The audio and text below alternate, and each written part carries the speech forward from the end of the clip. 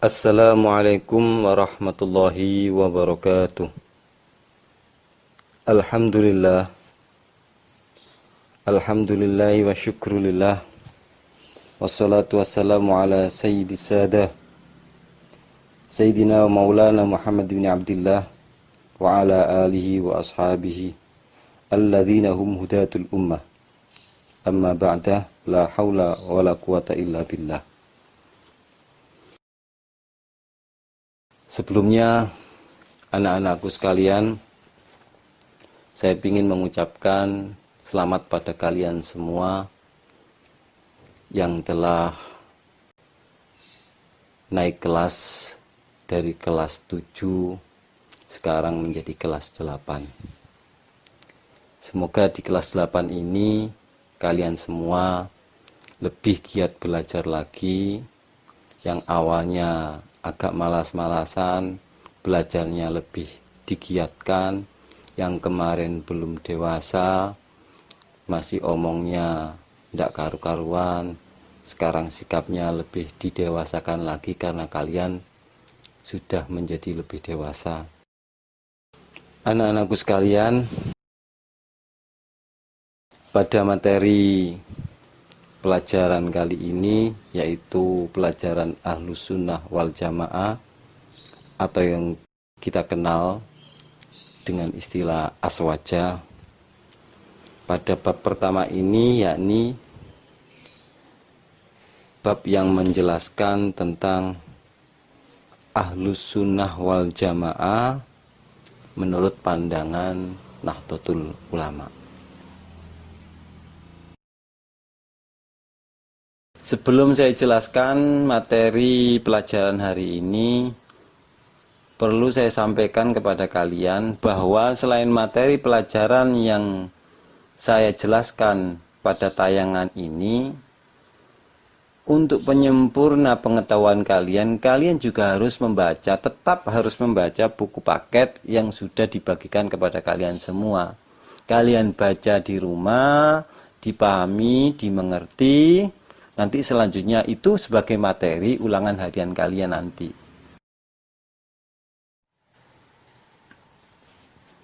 Anak-anakku sekalian, perlu juga untuk kalian ketahui sebagai acuan dari pembelajaran ini, yakni tentang standar kompetensi dan kompetensinya. Kalau kalian melihat pada tayangan ini, standar kompetensinya itu adalah diharapkan siswa mampu mendeskripsikan konsep Ahlus Sunnah wal Jamaah menurut pandangan Nahdlatul Ulama.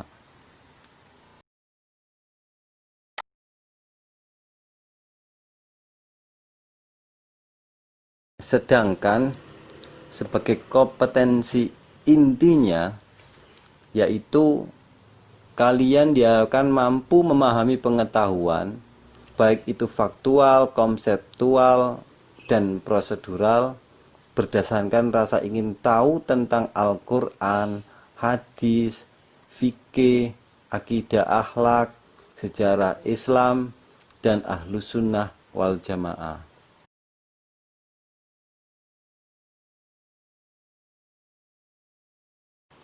Lalu, sebagai kompetensi dasarnya, yaitu kalian diharapkan mampu memahami konsep Ahlus Sunnah wal Jamaah menurut pandangan Nahdlatul Ulama.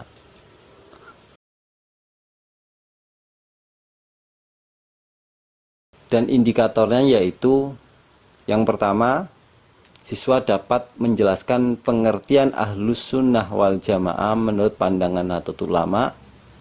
Siswa dapat menjelaskan dalil-dalil yang berkaitan dengan Ahlus Sunnah wal Jamaah. Lalu yang ketiganya, siswa dapat menjelaskan garis-garis besar pemikiran Nahdlatul Ulama.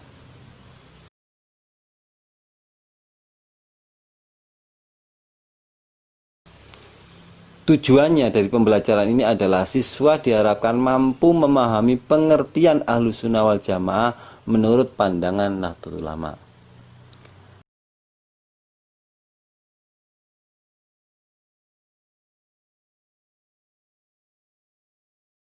Sekarang Mari kita membahas tentang materi dari pelajaran kali ini. Ahlus sunnah wal jamaah itu berasal dari rangkaian 3 susunan kata, yakni ahlu, sunnah, dan jamaah. Ahlu yang berarti keluarga atau golongan ataupun kelompok ataupun pengikut.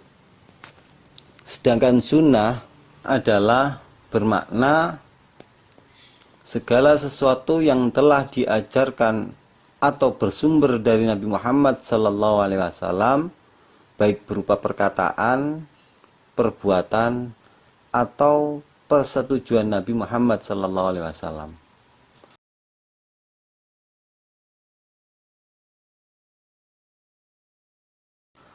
Lalu kata yang ketiga yaitu jamaah atau al-jamaah berarti para sahabat Nabi, para tabi'in, dan para tabi'it tabi'in. Dari ketiga pengertian kata tersebut dapat disimpulkan bahwa yang dimaksud ahlus sunnah wal jamaah menurut pandangan Nahdlatul Ulama adalah golongan atau orang-orang yang selalu setia mengikuti ajaran Rasulullah SAW dan para sahabatnya, sebagaimana yang telah dipraktekkan oleh para sahabat Nabi, para tabi'in, dan para tabi'it tabi'in. Nah, dari kesimpulan tadi dapat kita pahami bahwa ahlus sunnah wal jamaah itu adalah golongan orang-orang yang selalu setia mengikuti ajaran Nabi dan para sahabatnya. Titik tekannya di sini adalah Nabi dan para sahabatnya. Jadi, kalau diumpamakan ada seseorang yang tidak menyukai, bahkan membenci melakukan sholat taraweh 20 rakaat. Yang padahal sholat taraweh 20 rakaat itu adalah perbuatan yang sudah ditetapkan oleh Sayyidina Umar. Walaupun sholat taraweh 20 rakaat itu sendiri Nabi tidak pernah melakukan, tapi sholat taraweh 20 rakaat itu sudah ditetapkan oleh Sayyidina Umar. Maka kesimpulannya, kalau tadi kita menyimpulkan bahwa golongan ahlus sunnah wal jamaah itu adalah orang-orang yang mengikuti jejak Nabi dan para sahabatnya, maka sebagai konsekuensinya adalah seseorang ketika mau menerima apa yang telah diajarkan oleh Nabi besar Muhammad SAW, dia juga harus bisa menerima dan mengamalkan apa-apa yang telah diajarkan oleh para sahabat Nabi Muhammad SAW. Karena ahlus sunnah wal jamaah titik tekannya adalah ajaran para nabi dan para sahabatnya. Bukan hanya apa-apa saja yang diajarkan oleh nabi, tapi juga termasuk ajaran yang telah diajarkan oleh para sahabat Nabi Muhammad SAW. Kita masuki pada tayangan slide selanjutnya.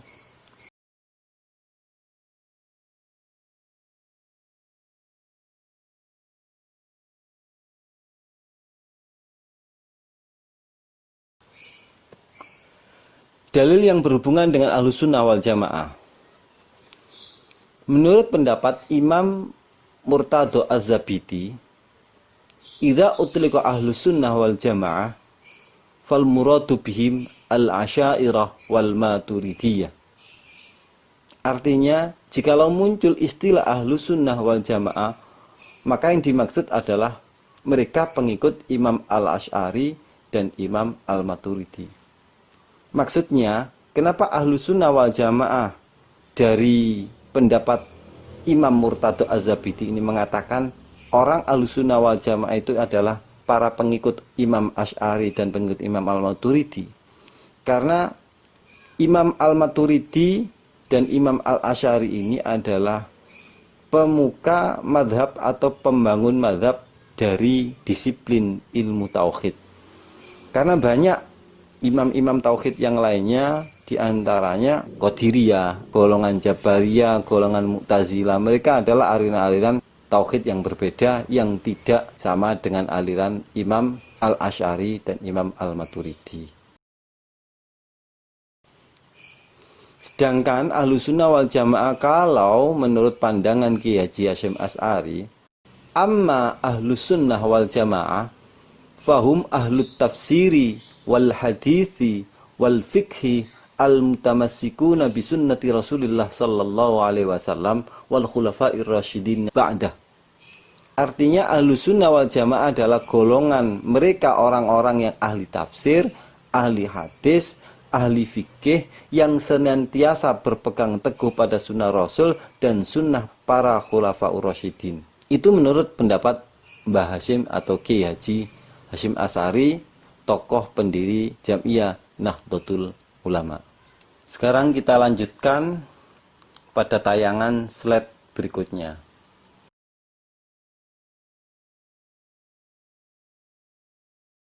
Garis-garis besar pemikiran Nahdlatul Ulama. Sebelumnya perlu saya jelaskan sedikit. Iqamuddin, tegaknya agama dalam diri seorang itu terbangun atas 3 sendi. Yaitu yang pertama adalah dari wujudnya keimanan pada diri seseorang. Yang nomor 2, terwujudnya keislaman pada diri seseorang. Dan yang ketiga, keihsanan dalam diri seseorang, yaitu iman, Islam, dan ihsan. Dalam hal ini, garis-garis besar pemikiran Nahdlatul Ulama mengkonsepkan agar seseorang itu keimanannya menjadi benar, itu perlu mempelajari akidah.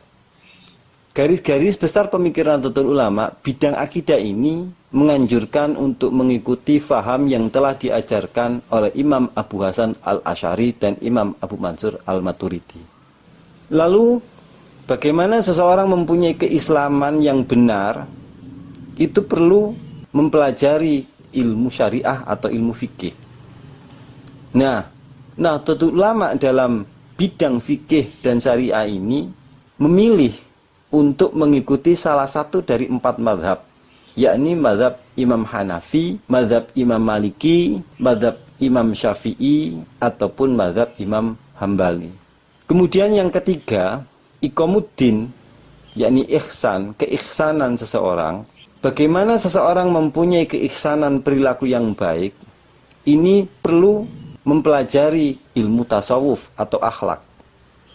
Nah, NU pada bidang tasawuf atau akhlak ini lebih mempercayakan pada pendapat Imam Junaid Al-Baghdadi dan Imam Muhammad bin Muhammad Al-Ghazali. Untuk kali ini kita cukupkan materi pelajaran hari ini. Nah, untuk selanjutnya kalian bisa melanjutkan evaluasi ini sebagai tugas di rumah. Ketik URL pada slide ini, dicatat ya. Lalu ketik di browser pencarian alamat di URL kalian. Kalian akan diarahkan untuk menuju format soal dari Google Form.